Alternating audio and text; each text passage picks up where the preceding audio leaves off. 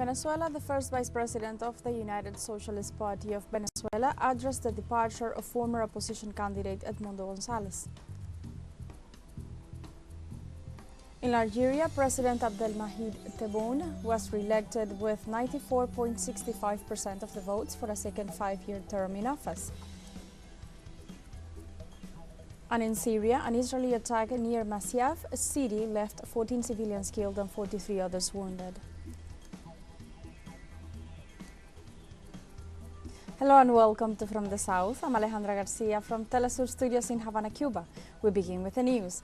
The first Vice President of the United Socialist Party of Venezuela, Diosdado Cabello, highlighted former candidate Edmundo Gonzalez went to Spain, fleeing from the most radical far-right fascist right wing led by Maria Corina Machado.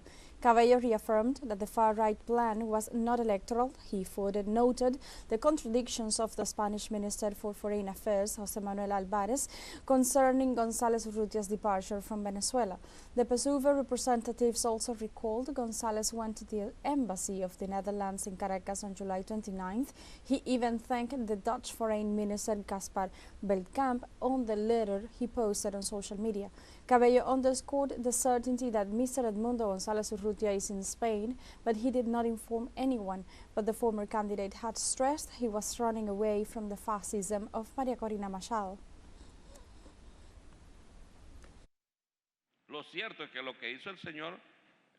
The truth is that what Mr. González Urrutia did,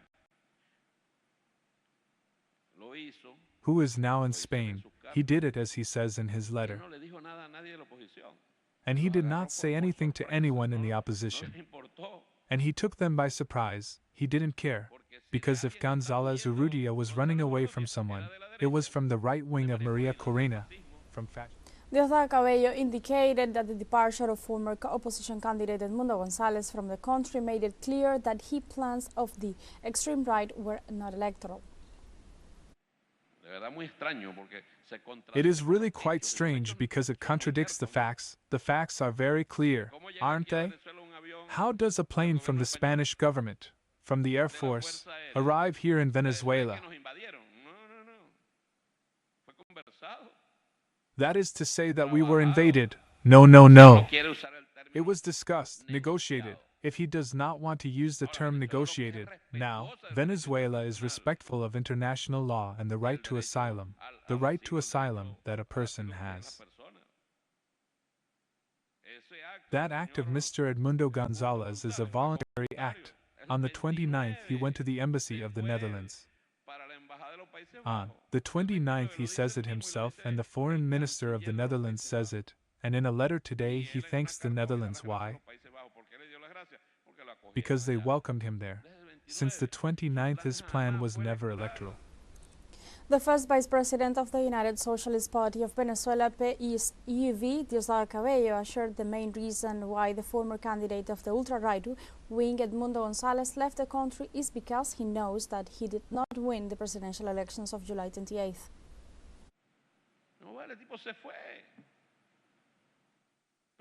That is not acceptable. The guy left first.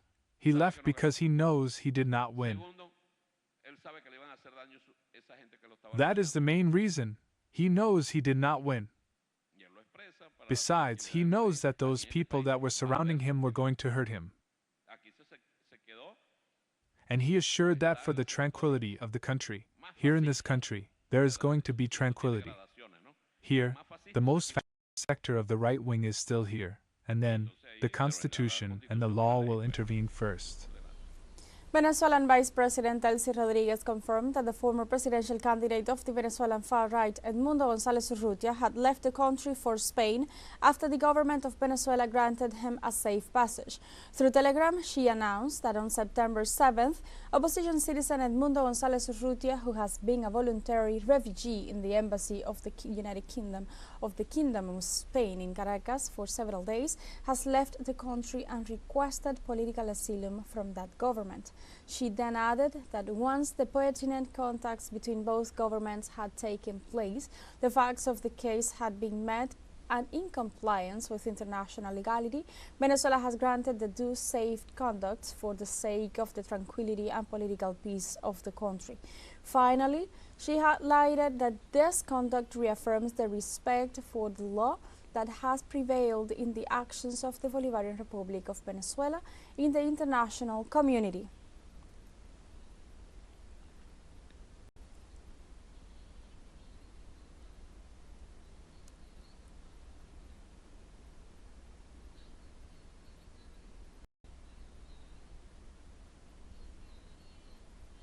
Also in this context, the Vice President of Venezuela, Elie Rodriguez, refuted the statements made by the Foreign Minister of Spain, José Manuel Álvarez, who denied the negotiations process developed between Madrid and Caracas to agree on the transfer of former presidential candidate Edmundo Gonzalez after he was granted political asylum. In this way, she expressed through telegram, "Falsehood is not a good advisor." Extensive conversations and contacts took place to facilitate the departure of opposition member González Urrutia from the country, with the full guarantees offered by a safe passage as a result of the agreement between both governments. To conclude, the Vice President stated the landing of an aircraft of the Spanish Air Force with the authorization of the Venezuelan aeronautical authorities is a public communication event.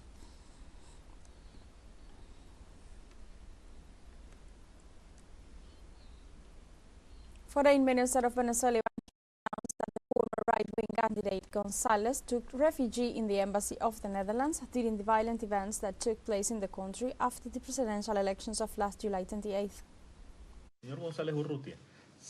Mr. González Urrutia took refuge in the embassy of the Kingdom of the Netherlands one day after the elections. That is to say, his plan was never an electoral. In this context, regarding the statements made by the Dutch Foreign Minister, the Venezuelan Foreign Minister pointed out that the former far-right candidate Edmundo Gonzalez had told the government of the Netherlands of his intention to leave the country. Not only did he enter the embassy and ask for guest status, but he asked to leave the country and told the government of the Netherlands, who confirms it in this communication, of his own free will, Mr. González Urrutia wanted to leave the country.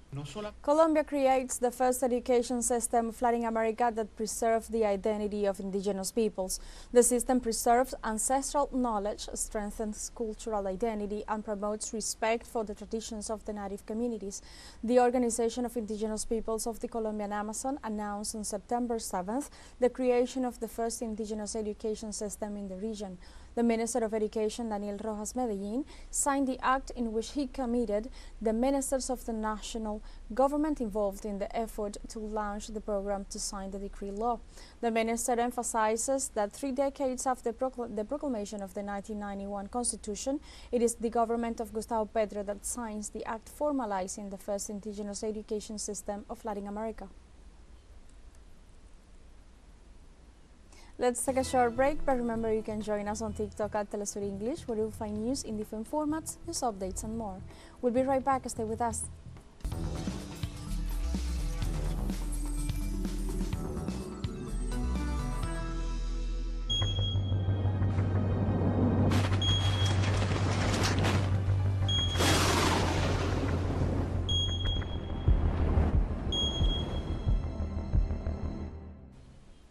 Welcome back to From the South.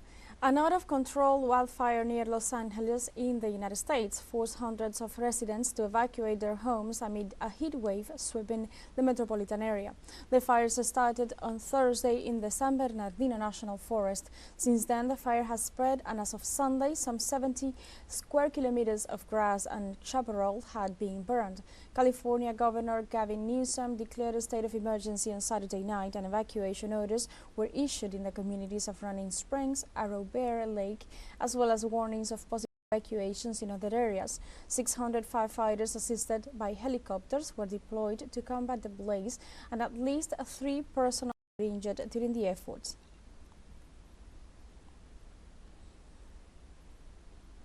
In Nigeria, a fuel tanker exploded after colliding with a truck carrying passengers and cattle in northern Niger State, killing at least 52 people.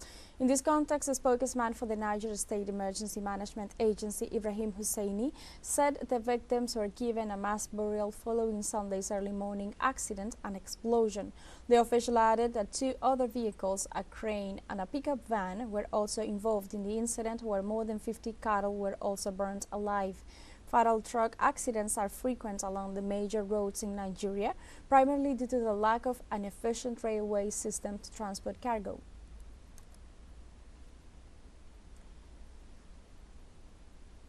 In Algeria, President Abdelmajid Tebboune was re-elected with 94.65% of the votes. The National Independent Authority for the election reported a 48% turnout.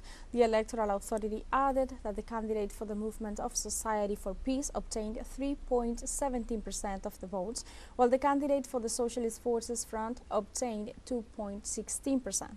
The National Electoral Authority highlighted that the voting took place peacefully and in complete normality.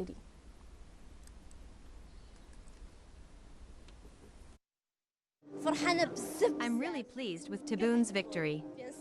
Long live Tebboune. We're so happy. You can't imagine how happy we are. Our people are happy. We got this result in accordance with the law. No one can say that this is a stolen vote or that it is not fair. In Russia, the leader of the ruling United Russia Party, Dmitry Medvedev, highlighted the celebration of regional elections in 83 federal entities, which began on Friday, September 6th and concluded on Sunday, September 8th. Through his social networks, Medvedev stated that in total, 3,500 mandates were contested in an organized way with the staff and in accordance with Russian laws. Local media informed that almost 4,000 election campaigns were held. Furthermore, direct elections were held in 21 regions for top executive positions, while in 4 other regions, governors were elected by local parliaments. On Monday, during his visit to Timor-Leste, Pope Francis addressed the nation's youth about abuse scandal involving clergy members.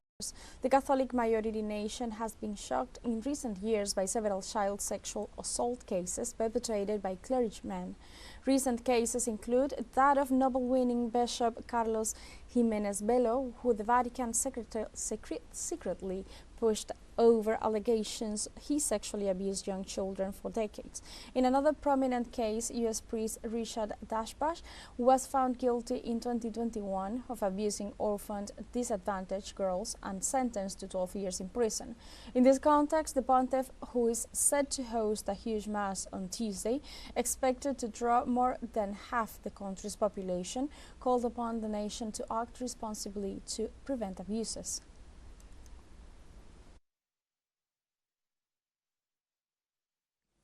And let us not forget so many children and adolescents whose dignity has been wounded.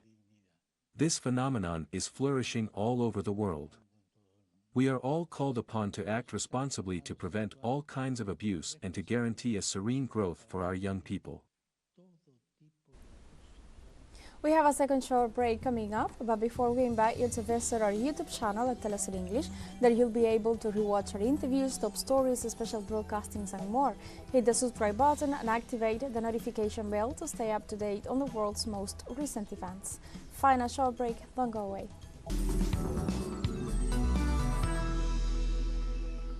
Welcome back to From the South. In Syria, the number of victims of an Israeli attack in the vicinity of Masjaf city in the western Hama countryside rises to 57. According to the authorities, 14 civilians were killed after the Tel Aviv aggression, while 43 others were wounded, 6 of whom are in hospital in critical condition. The Syrian Ministry of Defense reported that this air attack executed by Israeli fighter jets caused a fire in the Haid Abbas area, where firefighting teams are working to control it. According to the Syrian Observatory for Human Rights, these attacks have been the most violent in recent years. On the other hand, Israel has not yet issued any statement on the matter.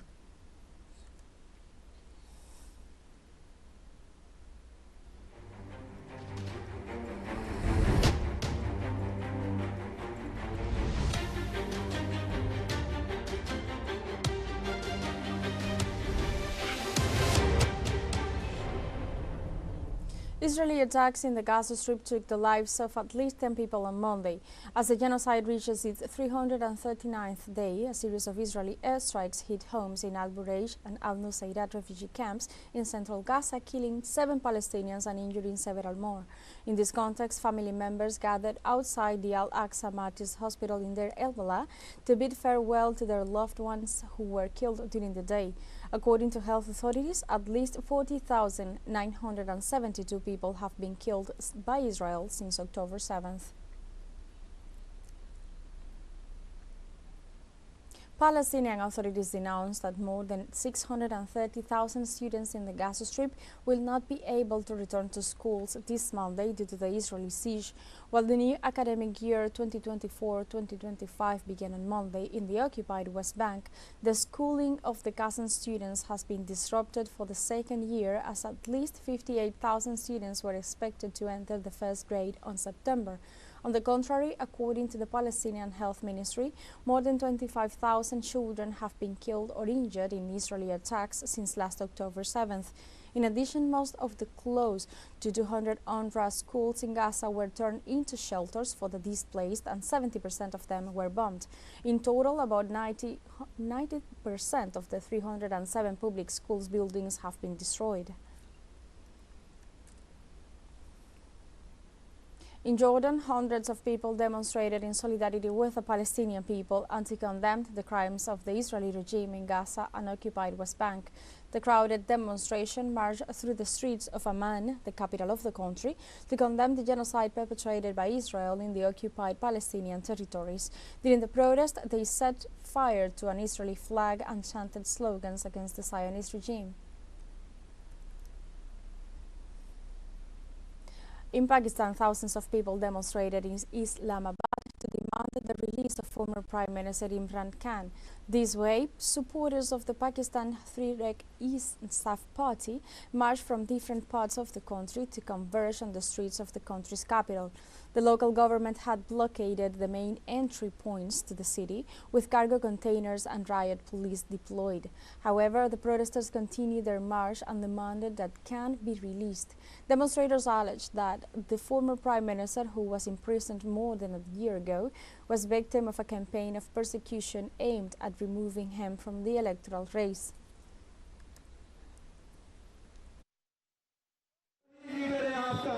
Your leader will not bend, nor will allow you to bend. He does politics for you and fights for your rights. He will soon be out of jail. Mr. Imran Khan will once again be with us and will be the Prime Minister of this country. We are here today to raise the voice against the poor people who are suffering with gas bills, electricity bills, and who cannot send their little small children to the school. And also, the main reason of our coming here to this get-together is to bring our leader back. Spanish Prime Minister Pedro Sánchez started his official 4-day visit to China, during which he will meet with Chinese leaders to discuss issues of mutual interest. This way, Sánchez, who is accompanied by his Foreign Minister and Trade Secretary, met with President Xi Jinping, Premier Li Qiang, and the country's top legislator Zhao Leji. According to China's Foreign Ministry, it is hoped that Sánchez's visit will advance bilateral relations, deepen mutual trust, address global challenges through high-quality cooperation, and add new dimensions to China's partnership with European nations. In this context, it is worth highlighting that the current visit is the Spanish leader's second trip to the Asian country in less than 2 years.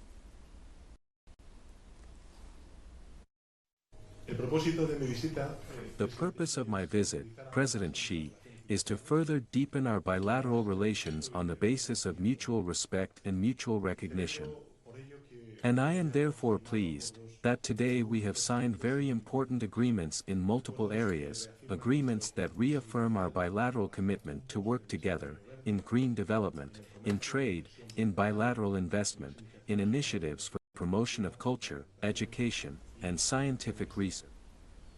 In addition, the Spanish Prime Minister stressed the importance of strengthening bilateral relations between China and Europe, given their key role in the world's geopolitics. That is why I am particularly interested that during this meeting, we can address the dramatic situation in some of the countries of Europe such as Ukraine, but also in Palestine. The respect for international law and the principles enshrined in the UN Charter must be our aim. President Xi, China plays a central role in the world and Europe does too, and Spain wants to work constructively so that relations between the two regions are closer, richer and more balanced, as I believe that this will benefit and prosper our societies.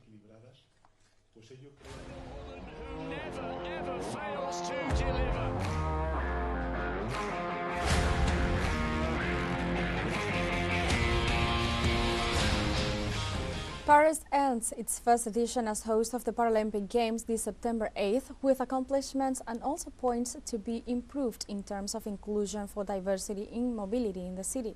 Although the French capital was a symbol of progress in most aspects of the event, the lack of access for inclusive mobility in the city was also exposed. China and the United States once again showed their power in the medal standings and competed for the first place along with the United Kingdom.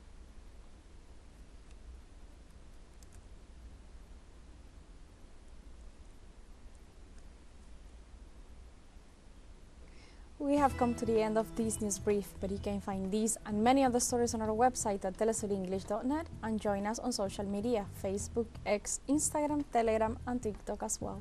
For TeleSUR English, I'm Alejandra Garcia. Thank you for watching.